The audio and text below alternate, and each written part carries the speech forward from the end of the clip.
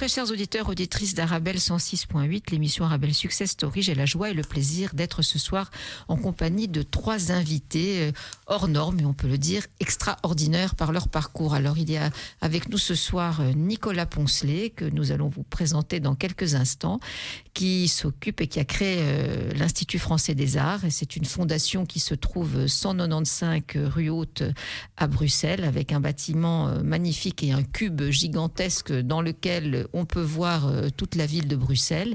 Et puis Yann Bucois, un cinéaste, un réalisateur, un homme de théâtre, un acteur, un dessinateur aussi, un romancier, et qui a une exposition justement dans l'espace de Nicolas Poncelet. Alors, une personnalité hors norme, extraordinaire, qui va nous parler de son exposition « La vie est belge », dans la fondation de Nicolas Poncelet. Et puis Damien Polgal, un artiste, un plasticien, qui va aussi nous parler de ses créations et de ses œuvres. Alors bonsoir à vous, très chers invités et très chers auditeurs, auditrices. Alors bonsoir Yann Bucois, peut-être que nous pouvons commencer par vous. Qu'est-ce que vous voudriez évoquer pour nos très chers auditeurs, auditrices ce soir, par rapport à votre parcours, votre vision de la vie, vos créations et cette exposition et le film. Mon concept, c'est la Belgique.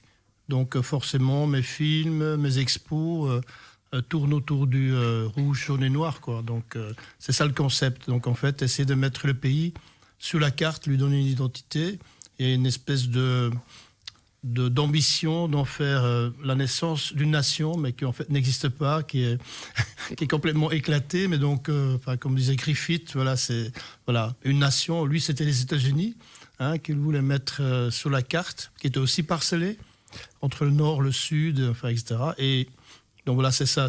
Et autour de cette communication, donc il y a la peinture, il y a l'écriture, mon roman, La vie est belge, etc. Donc essayer de trouver cette particularité par rapport aux grands frères, surtout aux grands frères français, et de ne pas se laisser entraîner comme font beaucoup d'artistes belges, c'est-à-dire qu'ils deviennent français, quoi. Ils vont à Paris et ils perdent un peu cette particularité qu'ils ont, quoi. Quand on voit un film belge, souvent, c'est une coproduction avec la France et ça se passe n'importe où et on parle plus du pays propre. Donc l'ambition, c'est ça, c'est de refaire ce pays et à travers plein d'éléments. Plein de facettes différentes. Voilà. Et puis, est-ce que c'est une sorte de quête identitaire? Est-ce que c'est aussi un amour profond pour votre pays? Oui, c'est ça qui est pas trop considéré et même il y a même des mouvements de rattachistes pour devenir un département français, etc. Donc il y a tout ça, c'est mélangé. Puis il y a la Flandre qui se considère comme une nation à part et puis il y a Bruxelles qui devient aussi une espèce d'entité à part. On a encore des Allemands quelque part du côté d'Eupen-Malmedy. Et moi, j'ai toujours eu envie de réunir tout ça et de l'exprimer, et surtout d'exprimer ses grandes forces. On le connaît, le surréalisme, oui. etc. Donc, les grands artistes qu'on a eus, les grands cinéastes, etc. Donc, toujours revenir à cette base. Mettre en avant tous ces talents, finalement, et d'être un peu l'élément fédérateur pour mettre en valeur tous ces artistes, ces créations. Disons que c'est un peu une mission impossible, évidemment, mais c'est les plus belles missions. Oui.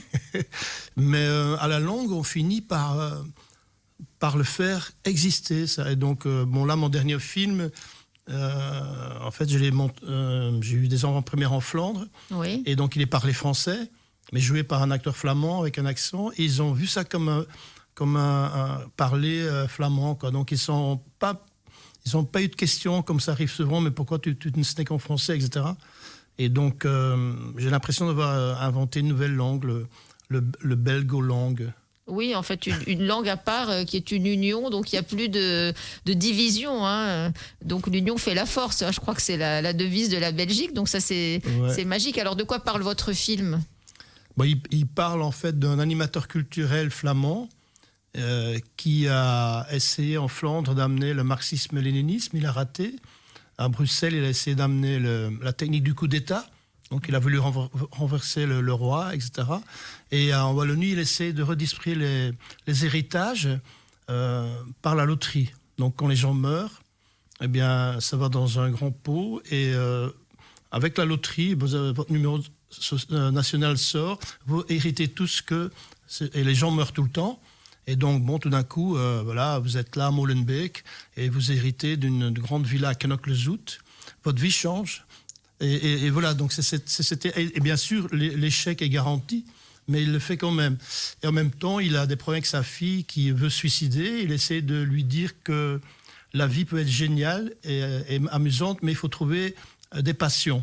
Parce que si on n'a pas de passion, si on réalise pas des projets, la vie va être chiante. Et comme dit Camus, voilà, c'est Sisyphe qui monte sa pierre et la redescend, puis la remonte. Donc c'est tout, comme la vie est complètement absurde, évidemment, puisque bon, on est beau, on est jeune, intelligent, et puis après on devient vieux, on est malade et on meurt. Donc c'est un scénario que Hollywood refuserait parce que c'est pas très optimiste, mais c'est réaliste. Voilà, la vie n'est pas bankable. Non, mais en fait c'est une belle aventure humaine. Elle est extraordinaire parce que c'est fédérateur. Ça montre justement une meilleure répartition des richesses et puis de donner sa chance peut-être à des gens qui sont exclus. Et surtout, c'est amener le hasard. On a eu l'homo sapiens, qui est l'homme qui pense, l'homo faber, qui est l'homme qui travaille, et maintenant c'est l'homo ludens, l'homme qui joue, puisque les robots sont là pour faire le sale boulot à notre place, et on pourrait se mettre à jouer, à dériver, à travailler de moins en moins, donc une espèce de droit à la paresse. Oui, une autre société, surtout avec le coronal, télétravail. Bon, voilà. Mais bon, voilà, on sait que tout ça est très compliqué parce que l'homme, il est... ce qu'il veut, il ne désire pas, et ce qu'il désire, ne le veut pas, quoi. Oui, c'est toujours comme ça. C'est une éternelle spirale infernale. Alors, l'exposition que vous faites, qui a lieu donc chez Nicolas Poncelet, qui est avec nous ce soir. Alors, quelle est la thématique de cette exposition ? Il y a des sculptures, il y a des œuvres, il y a des Tintins. Oui, la thématique rejoint un tout petit peu, en fait, le motus vivendi de Yann. Donc, ça tourne autour de la vie est belge. Finalement, on met en valeur les créations de Yann en rapport avec la Belgique. Donc, il y a quoi comme œuvre ? J'ai vu des Tintins aux couleurs du drapeau belge. Il y a un cochon aux couleurs du drapeau belge. Il y a des slips sur Stromae. Il y a des paysages belges aux couleurs noir, jaune, rouge, mais de toute la Belgique, aussi bien de la Flandre que de Bruxelles, que de la Wallonie. Il y a la côte belge. Il y a aussi une sculpture de Lolo Ferrari. C'était cette dame un peu... Cette actrice un peu extravagante qui avait dans le film. Oui, il faut peut-être dire qu'elle était la gérante du Camping Cosmos, un de mes films. Oui, voilà, donc c'est aussi une façon de lui rendre hommage. Elle est belge. Voilà, on peut devenir belge aussi, mais c'est l'esprit en fait. Tu vois, la nationalité serait accepter d'abord de savoir faire des très bonnes frites, puisque moi, avec les torchons de cuisine, je récolte l'huile, donc ça devient huile sur toile. Et donc, je veux dire, voilà, c'est un état d'esprit, la Belgique, c'est même pas une frontière en soi. Et donc, on peut devenir belge, mais c'est tout un parcours. Et moi, je suis là pour une espèce de pédagogue. J'enseigne la Belgique, si tu veux. Oui. Oui. Alors, et cette exposition se veut également fédératrice. Finalement, on invite tout le monde, effectivement, l'esprit belge, ceux qui aiment bien l'esprit belge. Oui, l'union fait la force, c'est d'avoir un melting pot de gens, de traditions, de cultures différentes qui viennent voir cette expo. Oui. Pouvoir dire la vie est belge, et ça c'est finalement un de nos points forts. Oui, on aime la vie et on aime la Belgique. Et une vie belge, c'est une vie un peu d'échec aussi, tu vois. On essaie plein de choses, puis on échoue, c'est pas très grave. Et donc c'est une vie qui est basée sur franchement, essayer de trouver des choses plaisantes, le rire belge, l'humour belge. Mais il y a la bande dessinée aussi. La bande dessinée. Le surréalisme, la bande dessinée, le chocolat, entre autres. Oui, voilà, c'est ça, c'est des bonnes choses, les bonnes bières. Oui, voilà. Et justement, comme dans Camping Cosmos, le Belge considère qu'il campe, qu'il est un campeur, qu'il campe dans le cosmos. Ah, donc on est des campeurs parce que c'est un campeur de l'espace, quoi. C'est ce qu'on est vraiment. On est campeurs, donc on est contre la propriété privée parce qu'on peut pas acheter la terre. On est comme des sioux, hein, on se balade et on se dit mais bon, on peut pas acheter la terre parce que bon après si vous voulez aussi acheter les oiseaux qui passent et les poissons dans l'océan, dans la rivière. Donc voilà, c'est une attitude de la Belgique. C'est pour ça que la galerie s'appelle d'ailleurs Attitude aussi. Tout à fait, oui, également. Mais en fait, finalement, c'est aussi un message, pour revenir aux racines, c'est un peu anticapitaliste, c'est-à-dire on ne peut rien s'approprier, on essaye de revenir à l'essentiel de la vie. Être justement dans l'être et peut-être moins dans l'avoir, et puis dans un partage. Oui, et puis comme dit Camus, nous ne sommes pas un cheptel à l'engrais, quoi. C'est-à-dire qu'on a besoin d'autres choses, et depuis ces 2 ans de Covid, on sent qu'on a besoin d'autre chose que d'aller travailler, de consommer et de produire. Donc on n'est pas fait pour ça. Il y a 93 sortes de singes, on est une sorte bien spéciale. Mais je veux dire que finalement, on est sur une planète et on pourrait même dire que la planète,